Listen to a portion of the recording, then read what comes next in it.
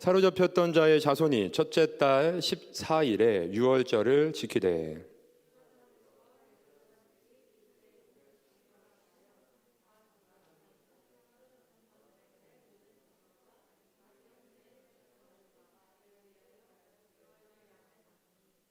네, 이게 뭐죠? 예, 작년 예배 때 이렇게 어르신들, 젊은 분들, 어린아이들 있으면 이게 통일이 안 돼요. 우리는 청년들만 모였죠? 네, 서로 귀 기울이며 같이 읽었으면 좋겠습니다. 사로잡혔다가 돌아온 이스라엘 자손과 자기 땅에 사는 이방 사람의 더러운 것으로부터 스스로를 구별한 모든 이스라엘 사람들에게 속하여 이스라엘의 하나님 여호와를 찾는 자들이 다 먹고 즐거움으로 이랫동안 무교절을 지켰으니 이는 여호와께서 그들을 즐겁게 하시고 또 아수르 왕의 마음을 그들에게로 돌려 이스라엘의 하나님이신 하나님의 성전 건축하는 손을 힘있게 하도록 하셨음이었더라. 아멘. 네, 반갑습니다, 여러분. 네. 오늘 말씀의 제목은 하나님께서 하셨습니다 라는 제목으로 말씀을 나누어 보려고 합니다. 예, 여기 22절 부분에 보면요, 조금 지나면 이는 여호와께서 그들을 즐겁게 하시고 또 아수르 왕의 마음을 그들에게도 돌려 이스라엘의 하나님이신 하나님의 성전 건축하는 손을 힘있게 하도록 하셨음이었더라. 네, 이런 말씀입니다. 하나님이 하셨습니다. 하나님께서 하셨습니다. 여러분, 우리의 삶을 때때로 뒤돌아볼 때 하나님께서 하셨다는 그 마음이 드나요, 여러분? 전 들어요. 이게 한 번씩 저의 삶을 뒤돌아볼 때 그때는 이해할 수 없었어요. 그때는 왜 나에게 이런 일이 있었을까? 왜 이럴 수밖에 없었지? 왜 이런 힘든 시간들이 있었을까? 왜 이런 좋은 일들이 또 나에게 있었을까? 그때는 당장에는 생각이 안 됐었는데 좀 시간이 지나고 나서 돌아봤을 때 하나님께서 나의 삶을 인도해 오셨구나. 여기까지 인도해 오셨구나. 오늘 말씀도 이제 준비하고 시작하기 전에 생각해 볼 때 하나님께서 나의 삶을 인도해 오셨구나. 네. 여러분 그렇게 생각이 되세요? 네. 지금 당장 그렇게 생각이 안 된다 하더라도 오늘 말씀을 통해서 한 번 더 생각해 보았으면 좋겠어요. 하나님께서 저뿐만 아니라 여러분 한 사람 한 사람의 삶도 인도해 가고 계심을, 여기까지 오셨음을 생각하면서 그럴 때 우리는 하나님 앞에 어떤 마음이 들까요? 저 같은 경우에 참으로 감사하다라는 마음이 들었던 고백을 합니다. 왜요?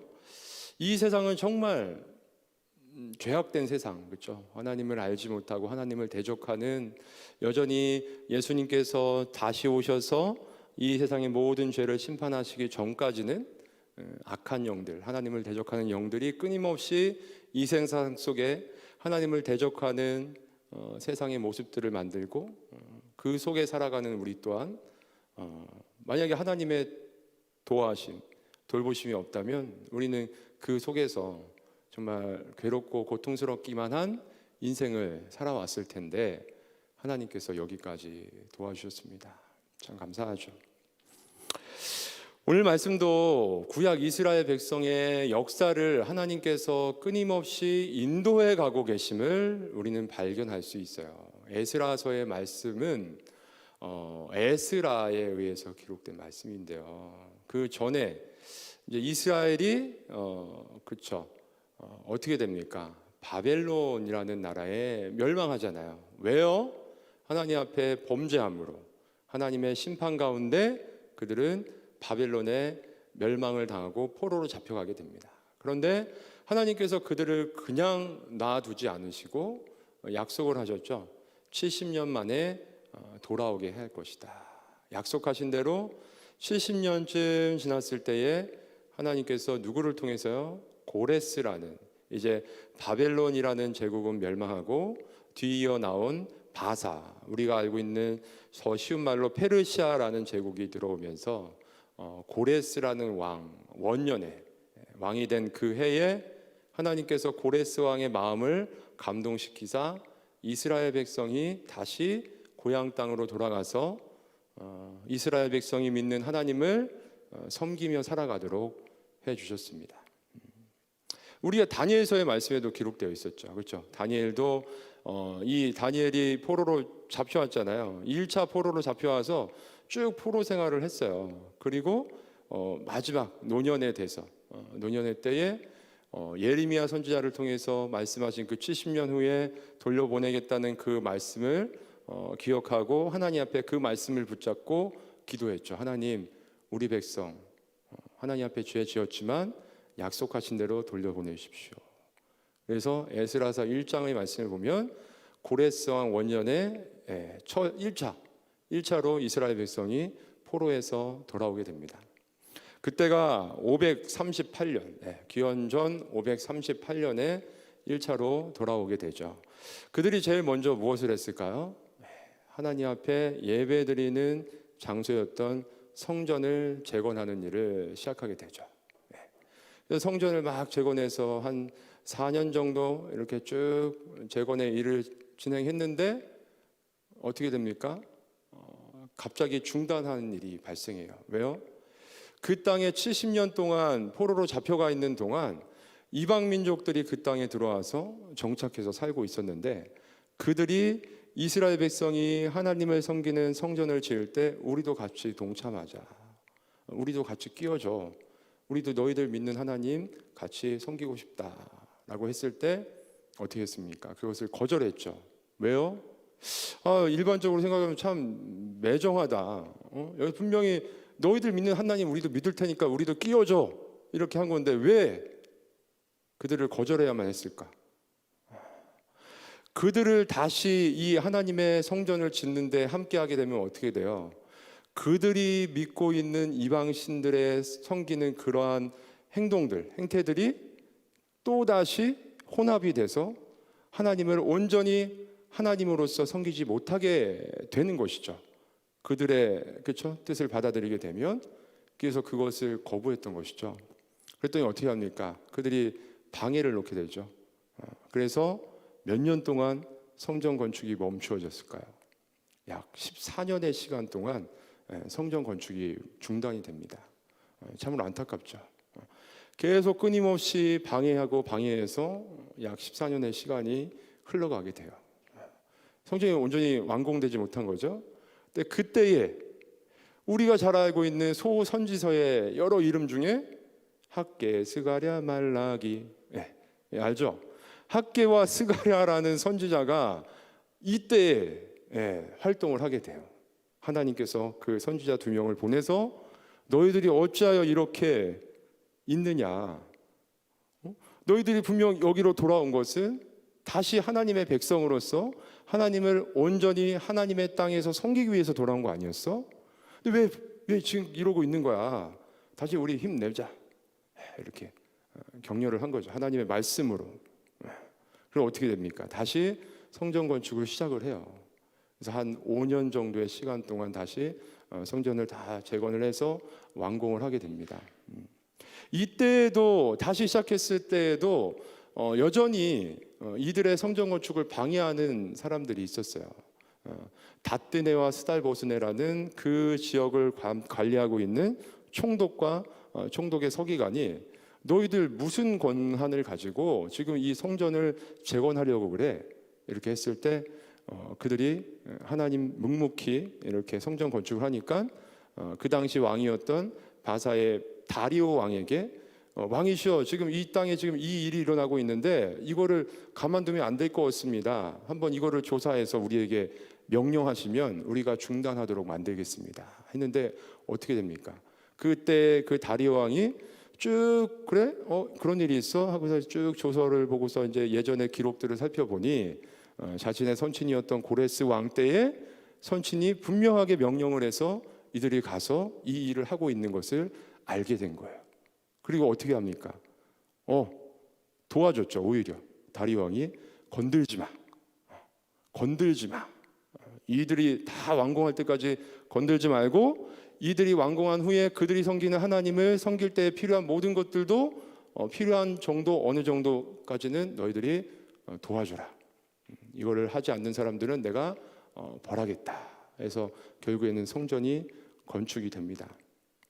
그렇게 되고 난 이후에 이제 오늘 우리가 읽은 말씀대로 유월절 절기를 하나님 앞에 올려드리는 거죠. 성전을 건축하다가 중단됐다가 다시 건축을 시작해서 온전히 완공을 한 후에 이제 하나님 앞에 첫 번째 유월절 절기를 지키는 거예요.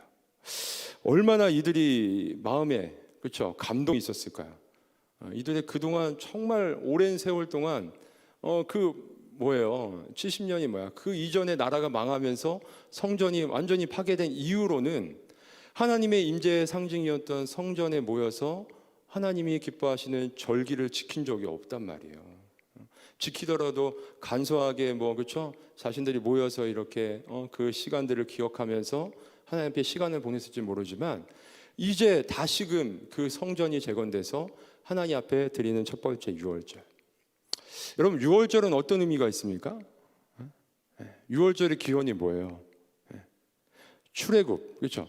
애굽에서 종로로 타던 종살이하던 하나님의 백성 이스라엘을 하나님께서 그들을 보호하셔서 애굽에서 출애굽해서 자유한 몸이 되도록 하실 때 마지막 10번째 재앙인 장자의 죽음.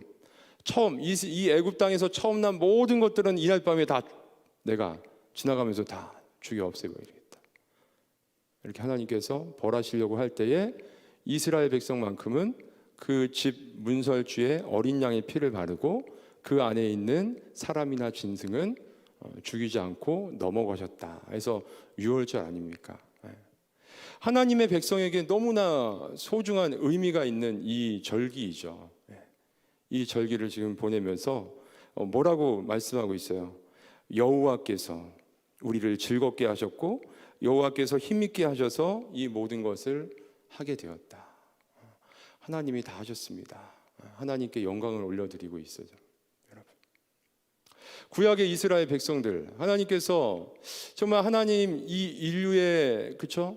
죄 가운데 빠진 인류를 구원하기 위해서 이 이스라엘 백성의 조상이었던 아브라함, 우리가 믿음의 조상이라고 이름하고 있는 아브라함에게 먼저 찾아가셔서 그를 부르시고 그의 자손이었던 이삭과 야곱 그리고 야곱의 12아들을 통해서 시작된 이 이스라엘이라는 민족이 하나님 앞에 이렇게 하나님의 큰 은혜를 받고 이 이스라엘을 구원하기 위해서 하나님이 그들을 부르신 게 아니죠. 이스라엘이라는 이 민족을 통해서 모든 인류를 구원하시기 위해서 그 역사를 이루어 가시는 데 있어서 하나님께서 그 모든 일을 이루어 가시는 거예요. 어떤 상황 가운데서도요. 하나님을 끝없이 배반하고 하나님이 싫어하시는 죄 가운데 날마다 끊임없이 빠지는 이 이스라엘 백성을 하나님이 포기하지 아니하시고 그들을 사용해서 이 모든 일을 하고 계신다는 거죠. 여기에서 멈추셨을까요? 지금 이 이스라엘 백성은 유월절을 지키면서 너무나 즐거워하고 있어요. 근데 과연 이 이후에 이 감격에 차 있는 이스라엘 백성은 이들의 신앙의 모습은 어떻게 진행이 될까요? 여전히 또 죄 가운데 빠지는 이스라엘 모습을 보게 됩니다. 7장부터 지금 예스라 7장 이전에 이 앞부분의 말씀은 이스라엘 백성이 1차 포로 귀환을 해서 성전을 짓고 지금 유월절을 지키는 이 말씀이 나오죠. 근데 7장 이후의 말씀은 드디어 2차로 포로 귀환하는 이 에스라를 중심으로 한 이스라엘 백성들. 2차 포로 귀환 때 에스라가 왜 여기로 돌아왔을까요? 그걸 우리는 7장 10절 말씀을 보면 알 수 있어요. 에스라가 여호와의 율법을 연구하여 준행하며 율례와 규례를 이스라엘에게 가르치기로 결심을 하고 2차 포로 귀환 때 에스라가 돌아오거든요. 에스라는 율법 학자였어요. 하나님의 말씀에 대해서 굉장히 잘 알고 있었어요. 그래서 이 지금 1차로 돌아가서 성전을 건축해서 그곳에서 하나님의 백성으로 살아가고 있는 자기의 민족이 다시 한번 하나님의 말씀 앞에 부응해서 좀 하나님 앞에 신실하게 살아가기를 원하면서 2차 포로 기한에서 돌아오는 거란 말이에요. 이거는 성전이 건축된 이후에 약 58년 정도 지난 후에 2차로 에스라가 여러 또 사람들을 데리고 돌아오는데요. 이들이 돌아왔을 때 본 모습은 뭐예요? 안타깝지만 이스라엘 백성은 여전히 또 하나님을 온전히 섬기지 못하고 있어요. 그 대표적인 말씀이 뭐예요?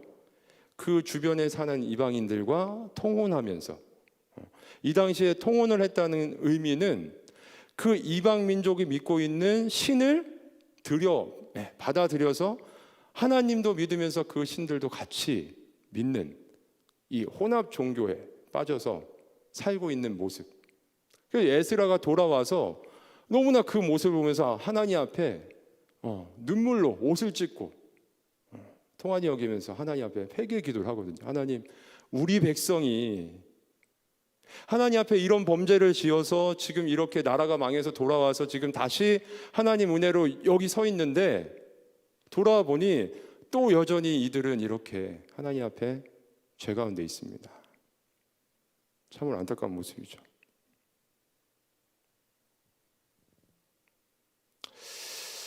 여러분, 성전을 더럽혔어요. 계속해서 끊임없이.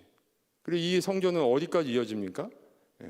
예수님 시대로 오면은 이때 지어졌던 스룹바벨 성전을 증축해서, 누가 증축을 하나요? 그 유명한 헤롯 대왕이 자신이 이 이스라엘 민족의 마음을 사기 위해서 크게 하나님의 성전을 증축하게 됩니다. 그리고 그곳에서, 그렇죠, 하나님을 예배하고 있죠. 근데 예수님께서 오셔서 어떻게 하셨어요? 그 성전의 더럽혀진 모습, 장사꾼들이 드글드글하고 돈 바꾸는 자들이 그 안에 가득 차 있는 그 성전의 모습을 정화하시는 모습을 우리는 발견할 수 있죠. 여러분, 성전은 어떤 곳이에요? 성전은 뭐 하는 곳입니까? 하나님의 거룩함이 임재하는 곳이고, 그 거룩하신 하나님을 예배하는 곳이죠. 다른 용도가 없어요. 그 하나님의 거룩하심이 임재하시며, 그 거룩하신 하나님이 임재하시는 곳에서 하나님의 백성이 하나님을 예배하는 장소예요. 처음 성전은 언제 만들어졌죠? 솔로몬 성전. 그렇죠? 성경 말씀 여러분 쭉 찾아보면 성전이란 단어가 솔로몬 성전부터 시작됩니다. 그 전에는 어디에서 하나님을 예배했어요? 성막에서 예배했죠. 출애굽할 때 하나님께서 이스라엘 백성이 광야에 있을 때 성막이라는 것을 하나님이 말씀하신 대로 지어서 그 안에 성소와 지성소, 하나님의 임재의 상징인 언약궤, 그리고 거기에서 제사장들이 하나님을 예배할 수 있도록.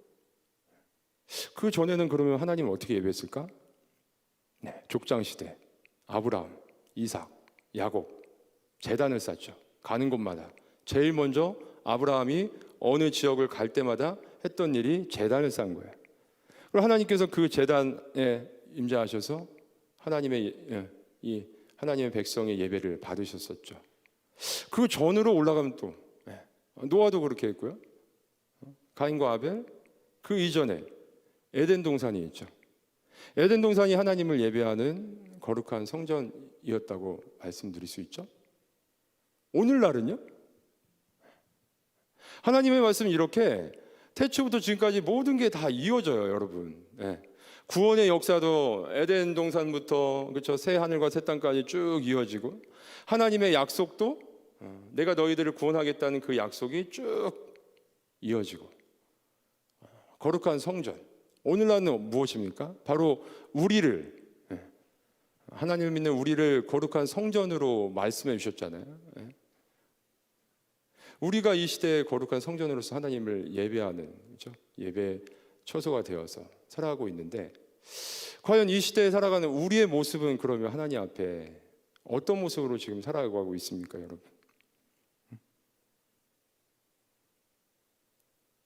하나님 앞에 우리는 성전으로서 하나님이 기뻐하시는 거룩한 삶의 모습으로 살아갈 뿐만 아니라 하나님을 예배하는 온전한 예배자로 살아가야 되는데, 오늘날 우리의 모습은 여전히 이 하나님의 말씀의 역사 속에 나타나는 하나님의 백성들의 끊임없는 하나님 앞에 하나님을 배반하고 죄 가운데 빠져 살아가는 모습이 우리 가운데도 있죠. 하나님께서는 그런 우리를 통해서 우리를 포기하지 않으시고 끊임없이 우리를 사용하셔서 하나님의 역사를 이루어가고 계시는데요. 하나님 지금도 우리를 통해서 하나님의 일을 하기를 원하세요. 여러분 지난 한 주간의 여러분의 삶의 모습을 돌아봤을 때, 지금까지 우리가 살아온 우리의 삶의 모습을 돌아봤을 때, 우리가 지금 이 자리에 나를 죄에서 구원하신 하나님 은혜에 감사해서 하나님, 하나님 앞에 예배자로 제가 지금 서 있습니다. 하나님, 이 시간 저도 하나님 온전히 기뻐하신 예배 올려드리고 하나님이 이 시간을 통해서 저에게 주시는 은혜를 누리고 싶어요. 우리 그 마음 가지고 이 자리에 있는데, 근데 우리가 지금까지 살아온 삶의 모습을 돌아봤을 때 우리는 과연 무엇을 하며 하나님께 우리의 삶을 올려드리고 있는지, 그 모습을 돌아보았으면 좋겠습니다. 하나님은 하나님이 하시는데 하나님의 역사를 쭉 지금까지 이루어 오셨고요, 그렇죠? 하나님의 역사는 이제 앞으로도 계속해서 하나님의 뜻 안에서 이루어 갈 건데, 하나님은 그 역사 속에서 우리를 사용하시기 위해서 또 우리를 하나님의 자녀로 불러주셨는데, 우리는 지금 어떤 모습으로 살아가고 있는지, 성경은 우리에게 무엇을 말씀하고 있어요? 이런 죄악된 세상 속에서 하나님 우리를 부르셨는데, 우리가 이 세상 속에서, 그렇죠, 하나님의 말씀 앞에 살아가기를 원하고 계신다는 것, 여러분 그것을 우리가 기억했으면 좋겠습니다. 네. 오늘 말씀을 보면 이 에스라서의 말씀을 보면요, 성전을 재건하는 이 이스라엘 백성의 모습을 보면 이런 모습이 나타나고 있어요. 그들은 성전을 맨 처음에 재건할 때 방해가 있었잖아요, 그렇죠? 이방 민족의 방해가 있을 때 어떻게 했습니까? 잠시 동안 하나님이 원하시는 그 성전을 재건하는 일을 멈추었던 모습이 있어요.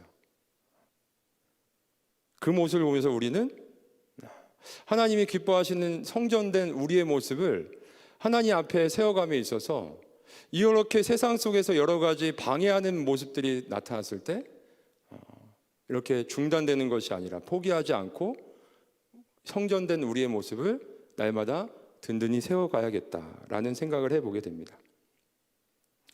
또 이들에게 이방 민족이 어떻게 했습니까? 자신들이 우리와 함께 그 성전을 지어보자라고 했을 때 어떻게 했어요? 단호하게 그것을 거절했죠. 우리에게도 그와 같은 모습이 필요한 거예요. 세상 속에서 타협하지 않고 하나님이 원하시는 성전의 모습을 세워가기 위해서 힘써야겠죠. 또 어떤 모습이 필요할까요? 우리에게는. 이 당시에 하나님께서 이 이스라엘 백성의 모습 중에서 싫어하신 모습 중에 하나가, 하나님 앞에 나와서 예배는 드리는데 하나님이 원하시는 방법대로 그 제단에 그 제물들을 올려드리긴 하는데, 이들이 오랜 세월 하나님 앞에 신앙생활하면서 형식에 빠져서 하나님이 좋아하실 것 같은 것들을 올려드리긴 하지만 더 이상 그 마음이 하나님 앞에 와 닿지 않는 모습이 있는 거예요.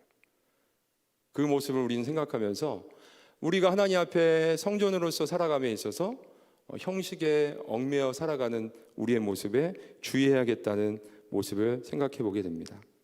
마지막으로는 하나님과 우상을 함께 섬기지 않는 그러한 모습으로 우리가 성전으로서 하나님 앞에 세워져 가야겠다라는 것을 생각해 보게 됩니다. 여러분, 하나님은 우리의 삶을 통해서 하나님의 일을 이루어 가실 거예요. 그렇지만 우리의 편에서 중요한 건 뭐예요?